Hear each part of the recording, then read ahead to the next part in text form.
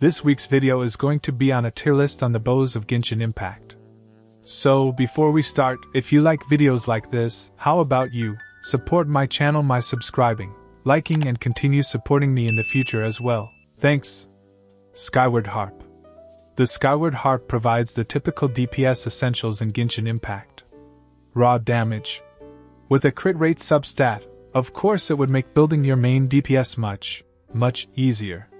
Not to mention its passive providing additional 20% crit damage, a small AoE damage, and on top of that, you can get it in the standard banner. Superb bow with decent stats and passive. S tier for new players. Amos Bow. The Amos Bow, which is Ganyu's signature weapon, is like the Skyward Harp, obtainable via standard banner. Its substats gives a decent 49% attack bonus, which is decent. Superb on Ganyu and usable on DPS like Child or Wamiya.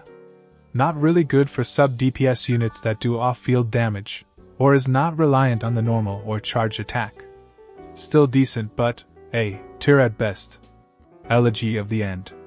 A lengthy passive which provides an increase of elemental mastery for the user, and when using elemental skill and burst, can build up stack which at max will give the party an extra 100 elemental mastery and an addition of 20% extra attack for all party members.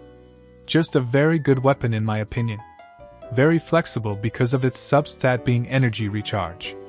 Tailor-made for off-field sub-DPS and support. Especially now with Dendro Reaction's damage scale with elemental mastery, this bow is top tier for units like Fiscal. Best support weapon in my opinion. S tier.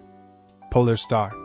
Child's signature weapon provides a good 33% crit rate from its substats and a passive where it increases both elemental skill and burst damage by 12%, and gives a stack build-up that provides the user 48% more attack, which is not something to sneeze at.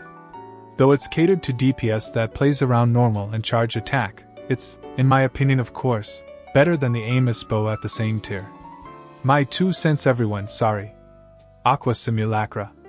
This weapon is the staff of Homa for bows.